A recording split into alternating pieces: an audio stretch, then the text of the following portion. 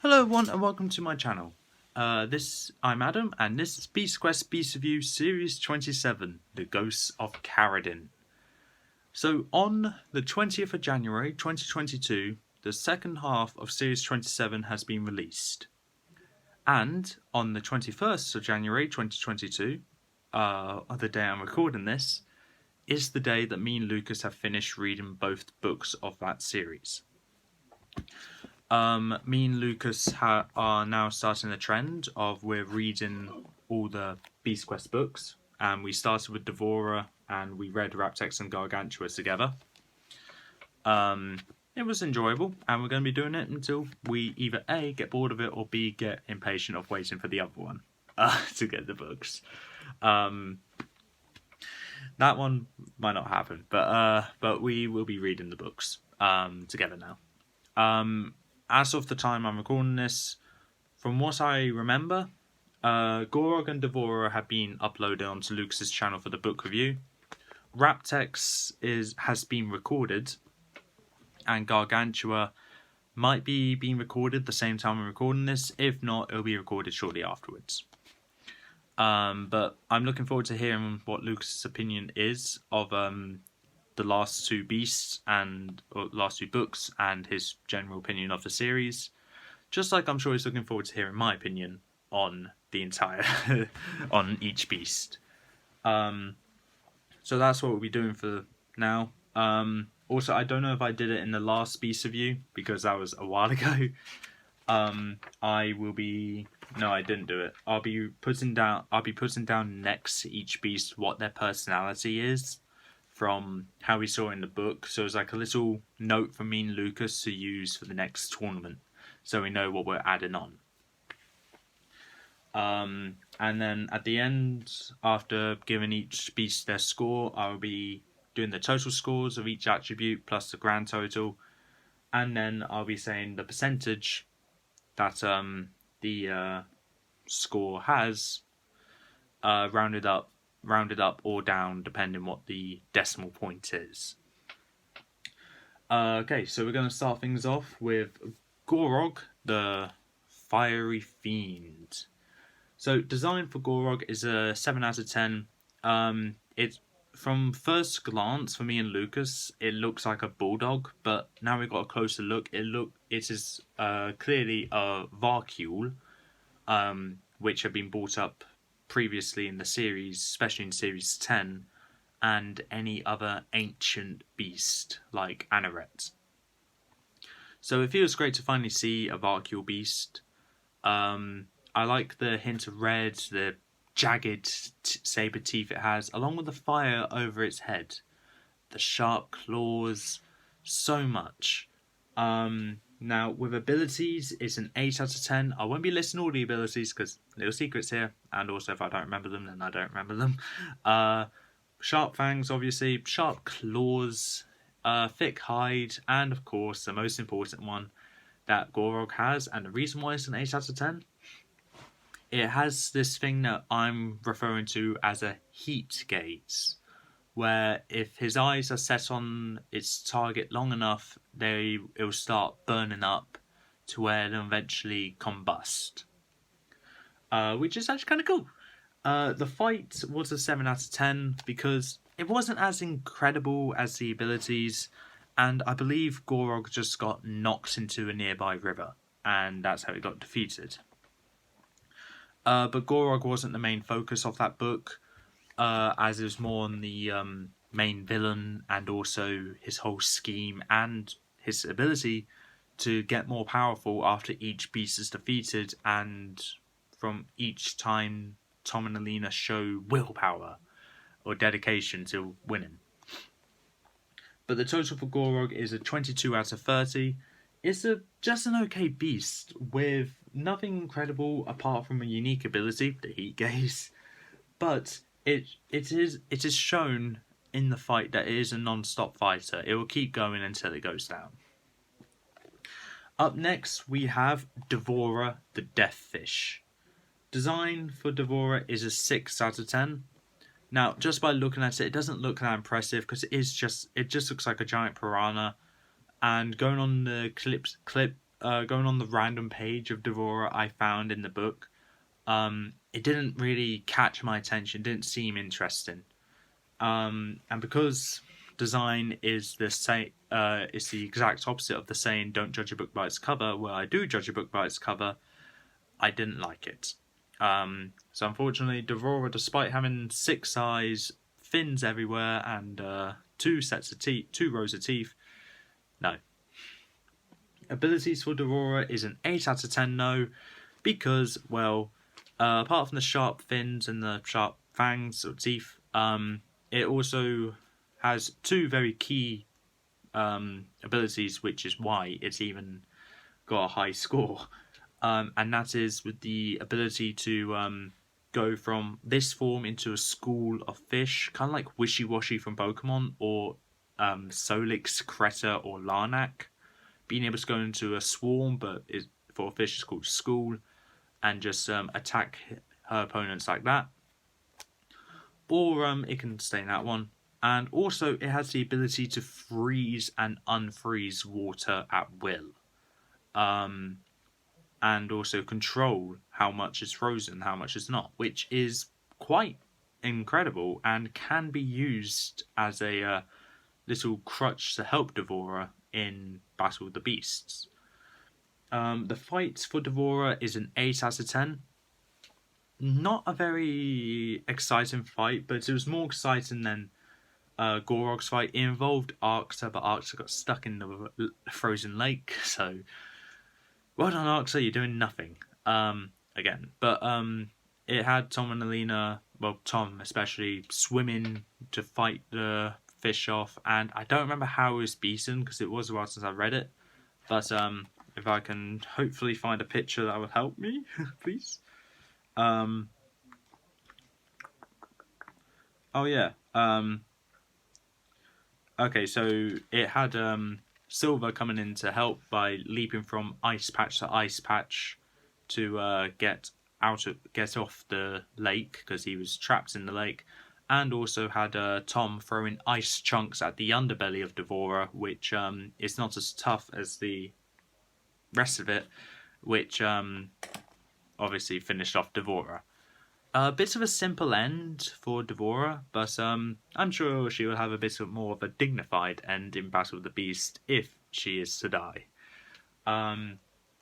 Devorah's total is 22 out of 30.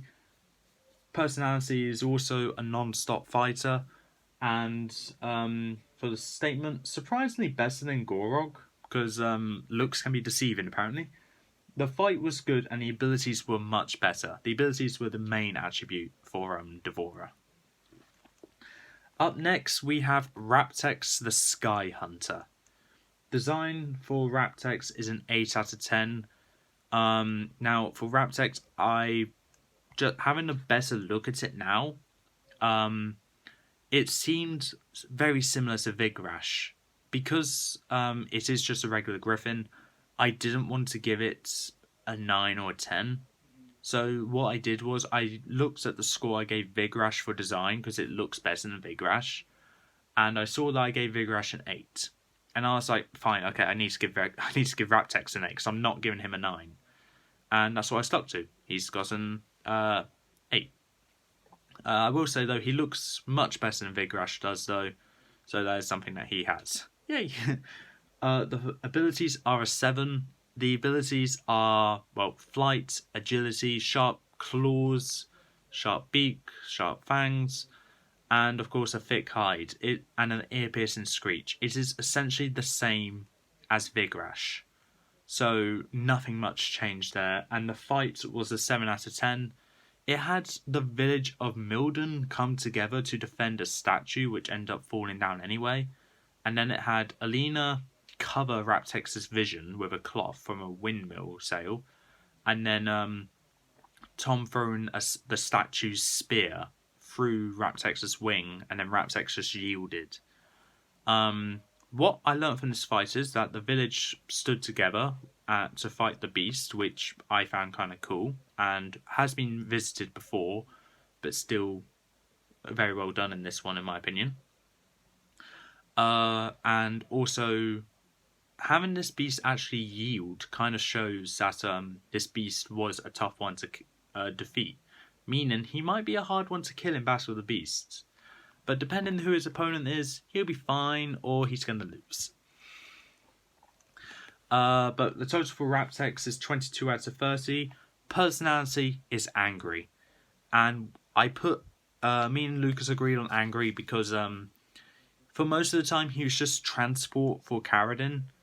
And when he was eventually set loose onto Milden to wreak havoc, he didn't really show anything that showed any intelligence or the fact he would keep on fighting, because he was forced to take a step back at one point. So me and Lucas just thought it would be best if we just stick with angry. Moving on to statement for Raptex. It looks better than Devorah, but it's not as good in the abilities and fight department as the abilities were seen before, and the fight and how it was done, especially with the village coming together, was seen before. And God forbid, Tusk of all things. I really don't like saying the fact that the fight was seen before in Tusk. This is the one thing I can give Tusk. It has a good fight. If I had a nickel for every time I said that, I'd have 2 nickels, which isn't a lot, but it's weird it happened twice. But yeah, Raptex, I'm sorry, mate. Come on, you were a bit of a letdown, let's be honest. Up next, we have Gargantua. Design is an 8 out of 10. In my opinion, the best design of the series, of Series 27. I obviously have my fondness for Snake Beast, but you can see a little metallic chime coming from its side, the pitchfork tail in the back, and the amount of detail on its face looks incredible. You go to the abilities, which is sharp fangs, sharp horns, metallic body, so it can be used as a battering ram, but also projectile and melee weapon proof. Pitchfork tail, tail whip, inky venom or acid venom, as me and Lucas confirmed earlier when we were reading this. That came up to a grand total of 9 out of 10. And my favourite ability that Gargantua has, is that it's very persuasive. And a way in which it's saying that is that at some point in the book, spoilers if you haven't read this, by the way, but why are you even watching this video if you haven't read the book? Gargantua just seemed, before she fights Tom, kind of tries to reason with him, kind of tries to persuade Tom to join forces with her, not feel emotions again, just feel nothing but raw power, the energy, the strength, just by sliding on one ring. And throughout the entire moment, Tom was trying to resist, but found himself doing it anyway, because of how persuasive this beast is. And moving on to the fight, there were 5 fights throughout this entire book. In 8 chapters, 5 fights. Hold on, give me a minute. We'll just start with the first one. First fight was Tom and Alina versus Epos and Karadin. That one was a short, brief fight where Epos basically kamikazed into the volcano to reveal a cave where we find out that Gargantua is actually in there. The second fight is Tom versus Karadin, which was a very quick fight, and Karadin ended up turning to dust. Nothing much to report there. But that was a very quick one. Me and Lucas were first a bit disappointed by that, but then the rest of it got better. I'm going to go over here, see if that any better. Nope, sticking over here. The third fight was Tom versus Selena, because this was after Tom was being controlled by Gargantua. So it was technically Gargantua versus Selena, where it felt sentimental because of the journey that both Tom and Selena gone through together, that they were now fighting. And this is like the proper all-out fight that they're actually having, unlike ones that have been teased in Mortax or random points in Series 24, ignoring Kroko. This is one that this is like a proper fight this time. Fourth fight is Tom and Alina versus Gargantua. It seems like Gargantua is going to win because she's immune to their attacks and is about to crush Tom up, and then Epos comes in to fight Gargantua one last time, and that was the one last time. She won, killed Gargantua by dropping her into her own volcano. However, Epos took her own life for that, because she got bitten by Gargantua's acid venom and was already badly wounded from Kamikazeing. And Epos, the sixth beast of Avantia, the Flamebird, the finale of Series 1, has perished in this fight.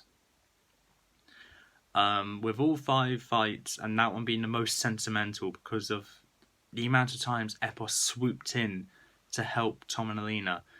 The token that she gave Tom has helped him so many times. It was so sentimental. I felt obligated. I had to give the fight for Gargantua a 10 out of 10. Now, at the end of the book, it was hinted that Epos may still be alive, or there's something else which ignited a little flame. But I don't want to spoil too much. I think I already did. But with that, Gargantua's fight is a 10 out of 10. The total for Gargantua is a 27 out of 30. Easily the best book of this series, and the best beast as well. With all attributes given great scores, and it just kept getting better. The design was good, however, it was still the weakest attribute. The abilities were great, the fight was better. Gargantua easily has the best abilities of Series 27, but also has the best fight and the best design. Nothing to laugh about. And Gargantua's personality, cunning, obviously. With the persuasive nature that Gargantua has, I had to give her cunning. And it has such a fantastic and satisfying ending. Honestly, I was really happy with the way it ended. Even though Lucas might say when he's doing a review that I seemed a bit choked up when reading that last chapter because it was a funeral. I'm glad it ended the way it did, and I think it's very satisfying as well. The totals are: designs is 29 out of 40. The second half of the series had much better designs, however the first half dragged it down to where it kind of makes me lose interest in the series. Gorog was just a Varkule with some red on it, and Devorah was a piranha. We know what my opinion were on those, not as good. However, Raptex and Gargantua saved that in the design department. The abilities are 32 out of 40. It's a great batch of abilities, especially on Gargantua. But Raptex pulls it down by a bit because we'd seen his abilities before. And the fights is a 32 out of 40. All fights were okay, but Gargantua's multiple fights throughout the entire book were great, and none of them were disappointing. They all may seem kind of quick, but when you realise how many fights were in that book, and the fact that you all had some sort of sentimental value to it, I'm not disappointed. And if that's the reason why Lucas is disappointed by this book, then so be it. My opinion. So, and the grand total is 93 out of 120. It's honestly a great score. It started good, got better. Started good with Gorog, got better with Devorah, gone down a bit with Raptex, but ended on a great note with Gargantua. And that is something which is good, apparently. Which I can't get over that ending. It's honestly a great ending for this series, which compared to others, it might be a bit mediocre. But it ended on a great note, and I'm not disappointed. The percentage that the grand total got is 78%. Well, technically 77.5, but I told you I'm rounding up. So it's 78%. That's what 93 out of 120 is. 77.5%. And rounding the decimal up, 78%. That's what Series 27 got. But with that, there's only one more thing left to do, and that's to rank each beast from my least favourite to favourite. So, with that, my least favourite book of this series, probably comes to no surprise, is Raptex the Sky Hunter. Unfortunately, I really wanted to like this beast, however, it just got kind of disappointing, as when you find that the abilities are the same as Vigrash, which we already have a Griffin beast for, and he's not even that great either. So that's something that kind of disappointed me, but ignoring that, he does look better than Vigrash, but that's all he has going for him. Third, we have Gorog, the Fiery Fiend. Apart from the title being very similar to Rykar and Hellion especially, it's a great looking beast. Finally, we got a Varkule one. Whilst it's not amazing, it's not disappointing either. And I'm glad to see, even though this book was mainly set up, it had a fair amount of beast action in it, which made me enjoy it, obviously. And that is what second place Devorah actually has. It has a fair amount of beast action and showed her true powers, which really impressed me. And Devorah is the definition of don't judge a book by its cover. It looks disappointing, it looks terrible, but it was a good beast. Well, evil, but it had great abilities, and a very good fight as well. But of course, we know what my number one was going to be. If you watch this channel long enough, you know I have a fondness for snake beasts, so it was come to no surprise that Gargantua would even be in the top half. But Gargantua is obviously number one, being an incredible finale, with a bunch of fights, great abilities, and an amazing design. This beast is probably going to be a very formidable opponent in Battle of the Beasts, and throughout the entire time I was reading this, I had a thought about how Gargantua is actually going to do in Battle of the Beasts. I have a rough idea, however, luckily Gargantua's fight is towards the end of round 1.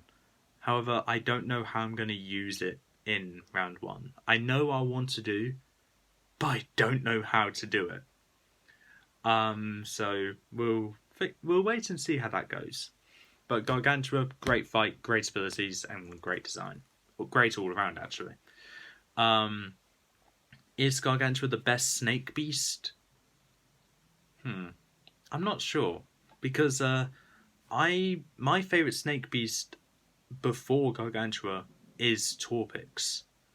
For multiple reasons. And two main reasons is has probably one of the most important jobs that any beast has, guarding the Eternal Flame, and also it was the first winner of Battle of the Beasts, something that no other beast can take. However, Gargantua has much better abilities, so I don't know if Gargantua will be a better beast than Torpix, in my opinion. What would need to happen is that we need to wait and see how Gargantua does in the next tournament that will be starting very soon, probably in the next week or so, and then see how we go from there. But until then, that's all for this time. If you like what you saw, leave a like, leave a comment, don't forget to subscribe, press the notification bell down the corner below, and I'll see you next time.